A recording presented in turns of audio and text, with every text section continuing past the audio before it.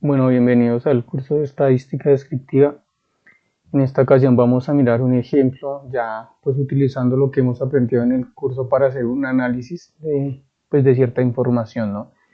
En este caso pues abrí ChatGPT y le dije que por favor me diera las temperaturas de los últimos 6 meses en la ciudad de Bogotá.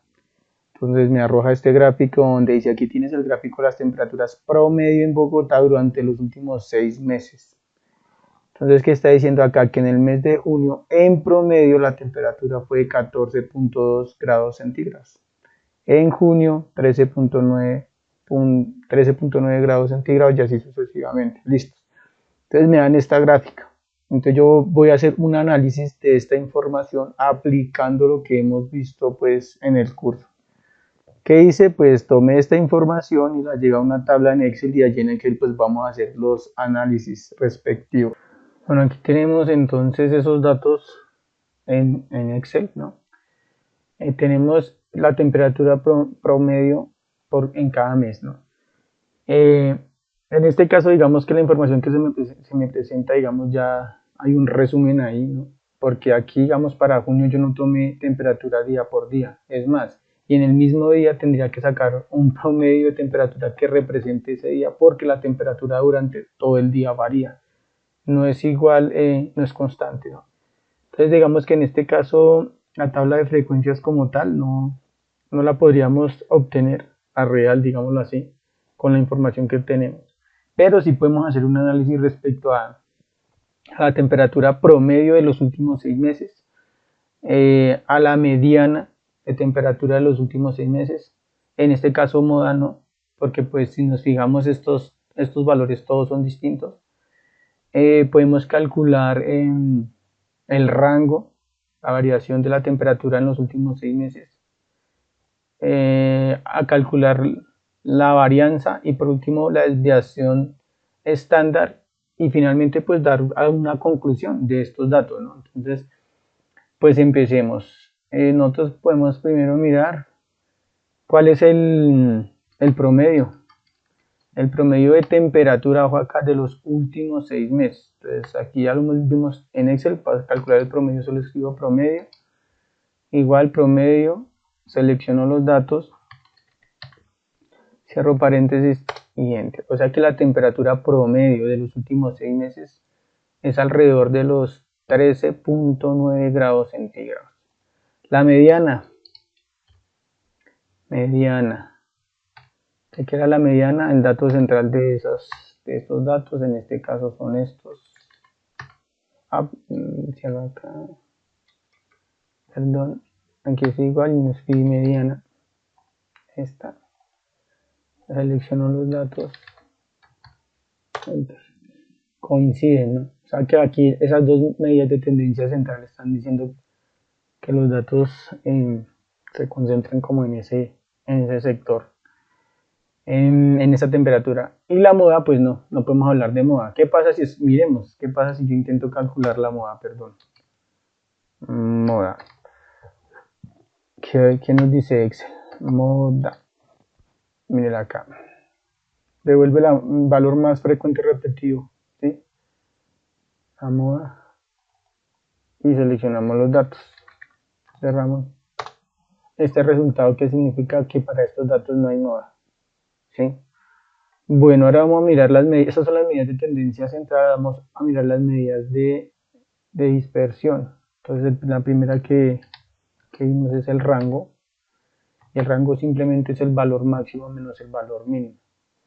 Pues aquí nos podemos dar cuenta que el máximo es 14.3, mire, esta es la más alta, ¿sí? Y la más baja es 13.5, entonces simplemente sería, aquí sería en este caso, este valor menos, que es la más alta, 14.3 y la más baja es 13.5.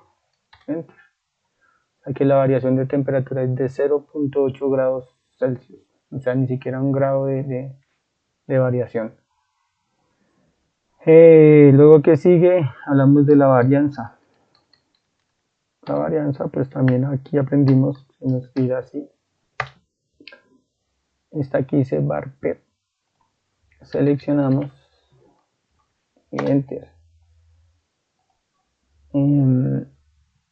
Y que queda la varianza, pues ahí lo que estamos mirando es como qué tan separados están los datos de este valor promedio. Habíamos dicho que es las distancias, ¿sí? Se calculan esas diferencias y se elevan al cuadrado. Y se suman y se calcula el promedio de esas diferencias elevadas al cuadrado. Eso es lo que vemos varianza. Entonces dio 0.09. Y por último, la desviación. Desviación estándar. Aquí se llama desviación. Aquí se calcula desviación estándar en función de la población. Listo. Y seleccionamos los números. En teoría, ¿qué debe estar pasando? Que la desviación es la raíz cuadrada de la varianza. Miremos por acá solo para verificar si estamos, sí. Esta es la raíz cuadrada de la varianza. Nos tiene que dar exactamente este valor que está acá. Fíjense, nos dio el mismo. Entonces sí hemos hecho bien el análisis. Ahora, uno dice, bueno, pero y toda esta información, ¿qué puedo concluir?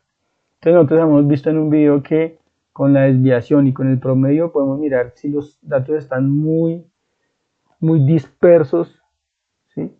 En relación al promedio. Si los datos no están tan dispersos, entonces, ¿qué nos dicen? Pues que el promedio, en este caso el promedio sería una medida representativa de estos datos.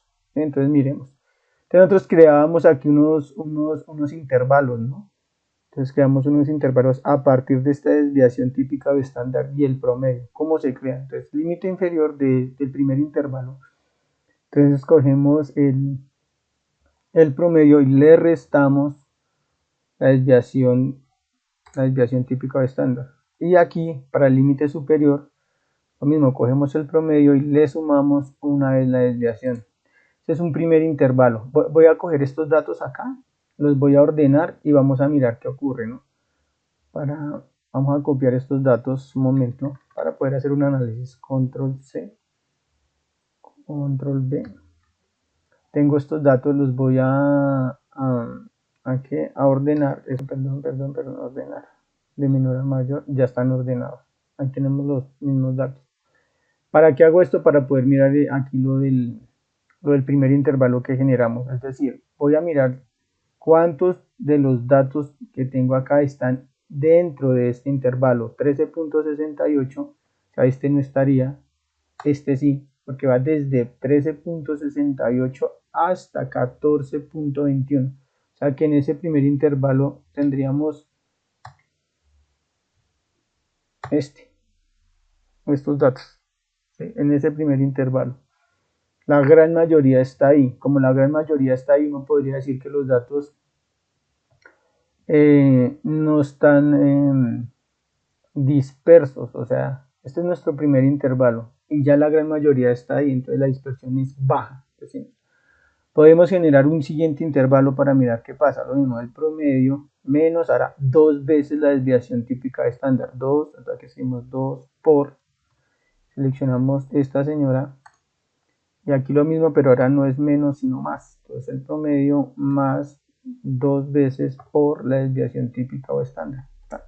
Un nuevo intervalo. Entonces aquí que va desde 13.42 hasta 14.4. Entonces ya ese siguiente intervalo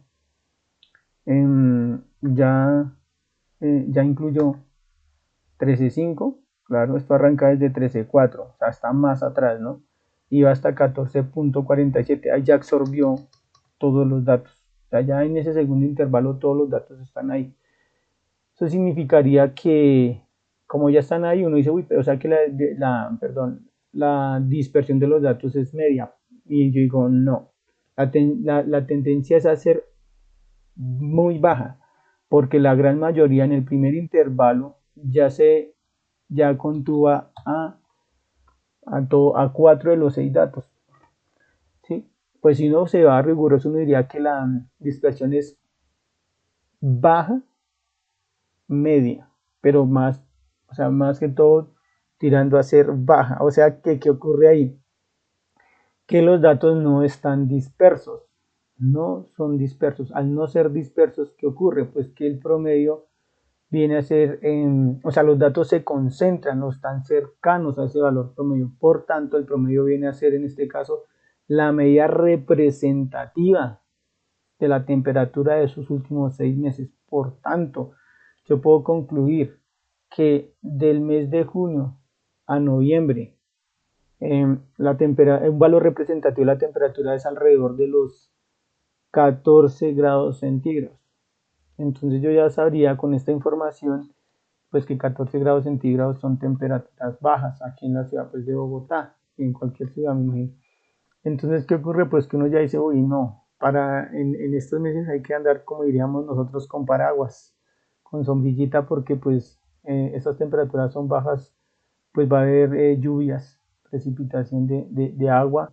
Entonces, aquí ya vimos un ejemplo por el momento, de cómo a partir de esta información yo puedo generar estas medidas y una interpretación de ellas. Ahora, lo otro que podemos generar es gráficos también en Excel, ¿sí? Que de pronto esta representación tabular a algunos no les gusta y más la parte de gráficos. Pues voy acá, insertar gráficos, gráfico recomendado, lo voy a aceptar y este sería un primer gráfico, ¿cierto? En donde tengo un gráfico, digamos, este gráfico, ¿cuál sería? Yo diría que es un gráfico, un histograma. ¿Por qué? Lo que pasa es que junio, en los meses, son una medida para el tiempo, ¿no? Porque estos meses se componen de días, los días se componen de horas y así sucesivamente. O sea que aquí simplemente es como si yo dijese que desde junio empecé a mirar la temperatura desde junio en el tiempo a fecha hasta fecha actual, noviembre. Entonces aquí este gráfico, digamos, se tendría que ajustar, como lo vimos, para, ¿para qué? Para que las barras no queden separadas, es decir, así.